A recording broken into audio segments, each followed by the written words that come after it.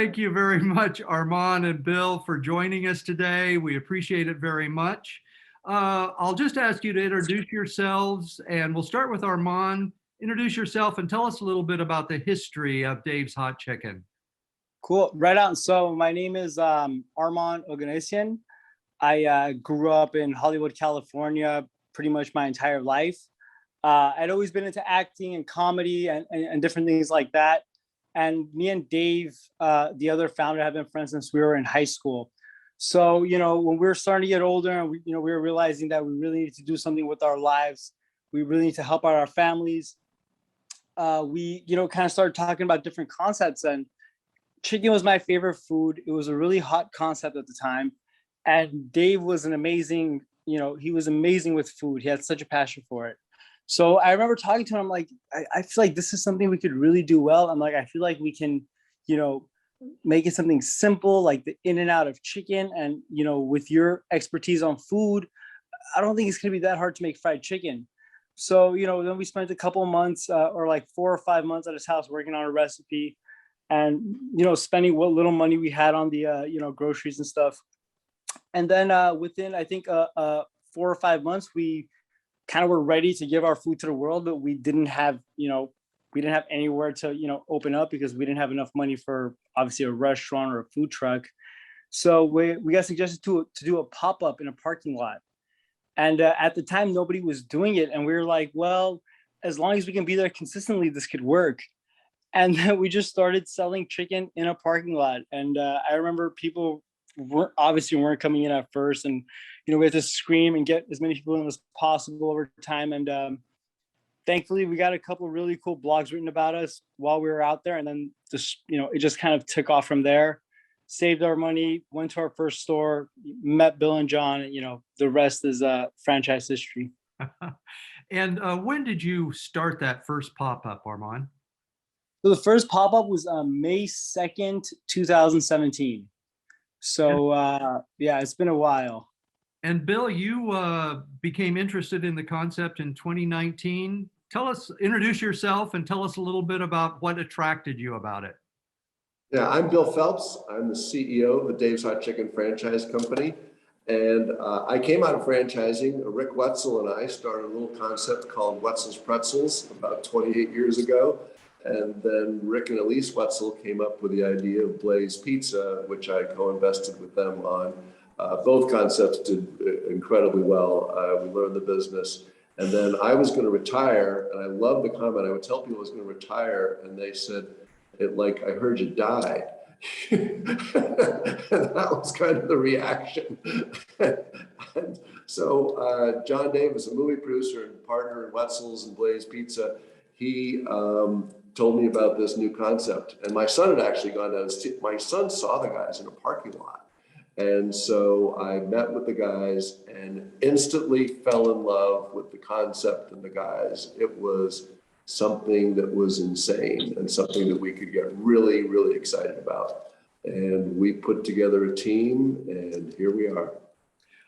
Blaze has some celebrity investors, so does Dave's.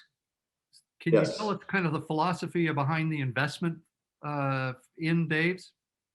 Well, the idea is, particularly on Blaze Pizza, we got LeBron James as an investor, as well as Maria Shriver Village. But LeBron James brought an interest to the brand. And I think Rick Wetzel said they got 6,000 franchise requests after they announced that LeBron James was an investor. And we have great celebrity investors as well. But it brings some interest to the brand, and it brings some excitement to the brand that other people might not have. And we really market through Instagram and social media sites, which really works incredibly well for the brand. And having those celebrities with incredible followers just works incredibly well for us. And who's the backing behind Dave's? Who's the backing behind Dave's? The celebrity backing, I should say. The celebrity backing behind Dave's. It's me. It's me. It's Armand Oganesian. I'm the celebrity backer here. No, I'm kidding. Ever met.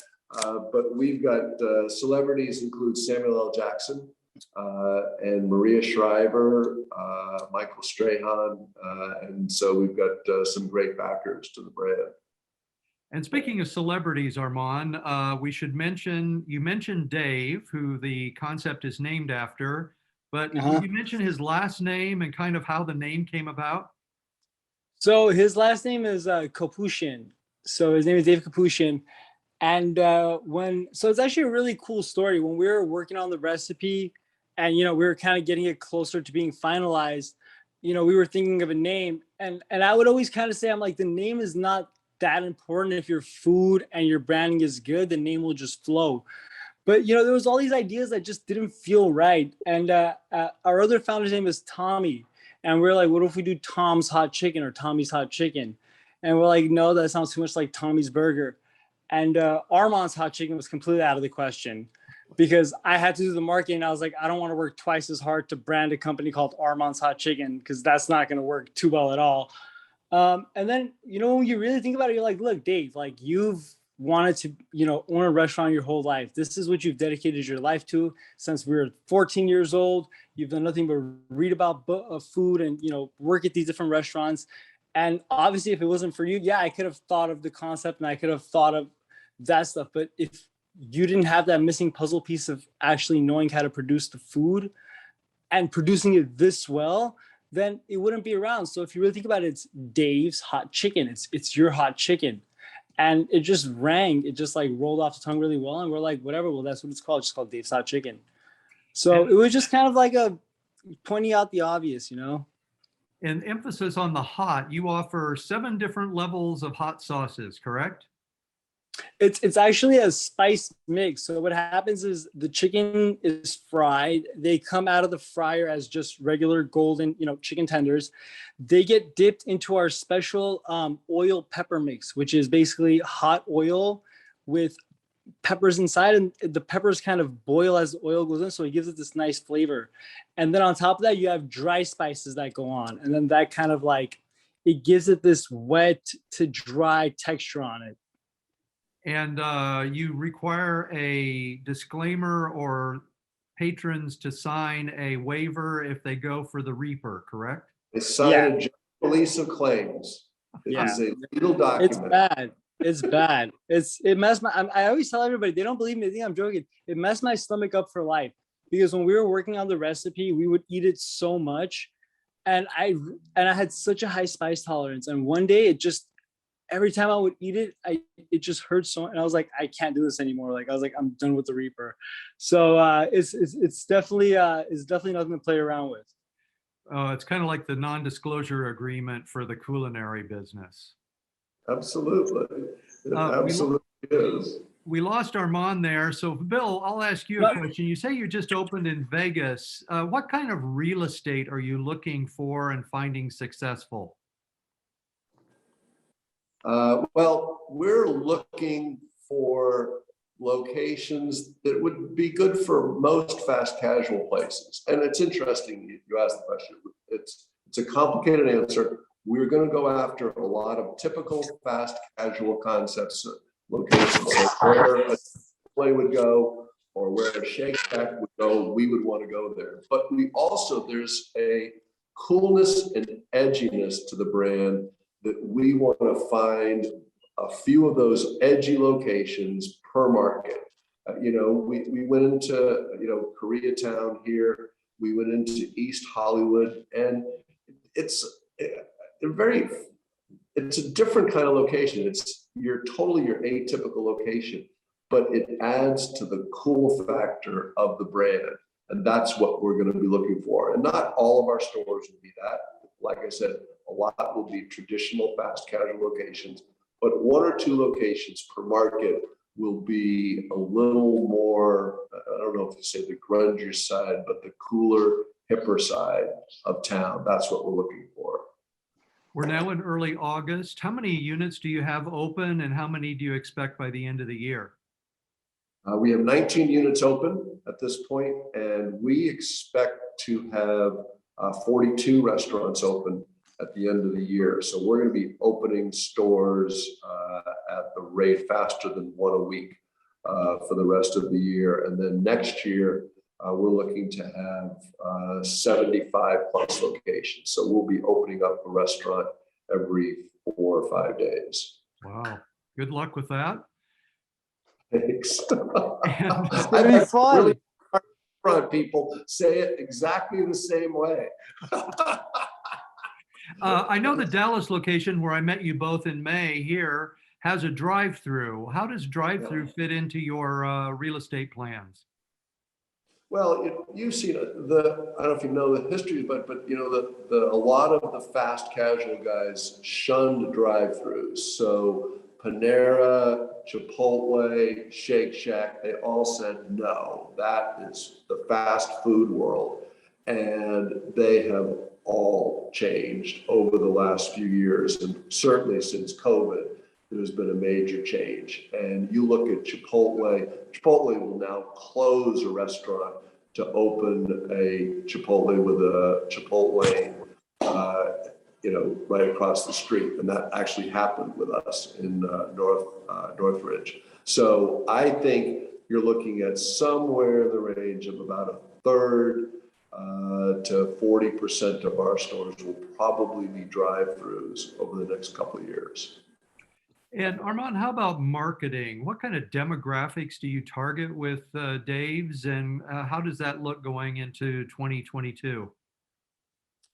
I mean, what's kind of interesting about that is, you know, we'll always talk about demographics, and you know, obviously, if you look on the charts, it's a majority of, you know, 18 to 30-year-old males. You know, and our other friend Murray actually made a really good point. Is, you know, the males, you know, they kind of want the product, and the females buy the product. But the way I personally go about marketing is, I think about, everybody likes good food. It doesn't matter whether you're 10, 20, 30, 40, 50, 60, male, female. It doesn't matter. If the food is good, you're going to enjoy it. So a lot of the marketing on Dave, since the day we started in the parking lot, has just kind of been the confidence in our food, and understanding that as long as we can get people through the door and we can have them try the food, we can get them to come back. Because the way we think about it is like, otherwise, what are you really doing? If your food is not that good and you're just marketing because you want to get somebody in the door one time or two, it's not going to work out well. You know, you have to have the product, and you have to have the marketing to bring people in to try the product. And then that's when they continuously come in to get the product, and you only have to do so much more marketing to keep them there. So that's been a lot of like our focus. And it's kind of funny, and I always make fun of that. I'm like, people that are in the restaurant industry will worry about so many other things that don't have to do with their food, and don't have to do with marketing their food. You know, they're marketing like, you know, lifestyle, and like the people that are potentially, and it doesn't really work because nobody cares. They want to see what your food looks like.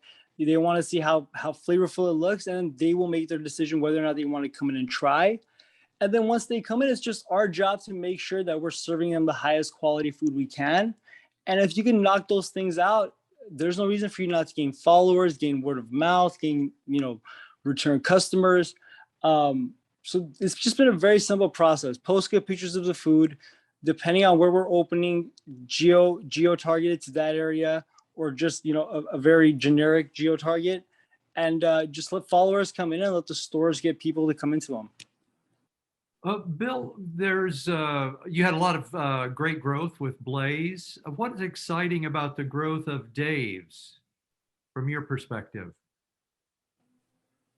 Well, Blaze, like you said, was an amazing run, an amazing ride. And this business is even eclipsing that. The business is so exciting, and it's getting a following from the franchise world that almost the sky is the limit. And it is so exciting that we're able to bring in some of the best franchise groups in America to this brand. And that's what's going to make you successful, honestly, as you roll out a concept like this. What's the quality of the franchisees? And our quality is phenomenal. Again, I learned this all from Blaze, and they set an incredibly high bar for franchisees, and we're doing the same thing. Mm-hmm. And Armand mentioned the menu. This question is for you, Armand. You offer interesting sides like kale salad and mac and cheese. Mm-hmm. How is it operationally? Is it an easy operation to run? I think the reason, so when we originally started in the parking lot, our menu items were the first 3 or 4 weeks we had just chicken tenders, no sandwiches, and they would come with a side of kale slaw that we made and a side of fries. But people love that kale slaw, and it was really good. And it was a part of. And then when we developed the sandwich, it was only natural because again, we were the kind of people that understood that we wanted this to be a franchise. We understood we wanted to give this concept to people we trusted, and we wanted things to be, as easy for them as possible. As far as what were we talking about again? There's just the menu offering a The little menu, variety. yeah. So when we were making the sandwich, we were like, well, there's nothing. We don't really need to add anything extra that's not on the menu, right? Well, we have on the menu, we have kale slaw. That goes amazing with chicken sandwiches. We don't want to put in any tomatoes and things like that because that's not really on brand with Nashville hot chicken. So it just was like, well, yeah, we have pickles, we have kale slaw. Those can go inside the sandwich. And if we put those inside the sandwich, it's pretty much the same portion that we would normally give them on the side, and then we'll just double up on their fries.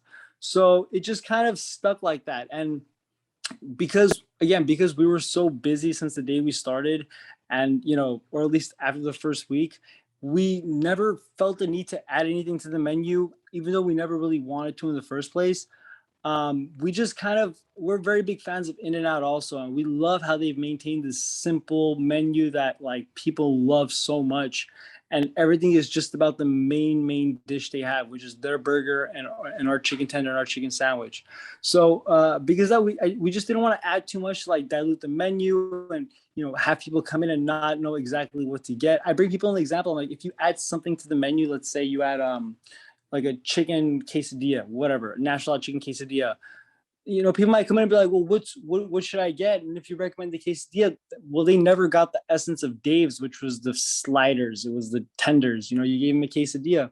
So I feel like it's also losing the essence of the brand you started, why you started, what was your vision for it, and why would you change it as you're getting bigger just because people are asking you to change it? And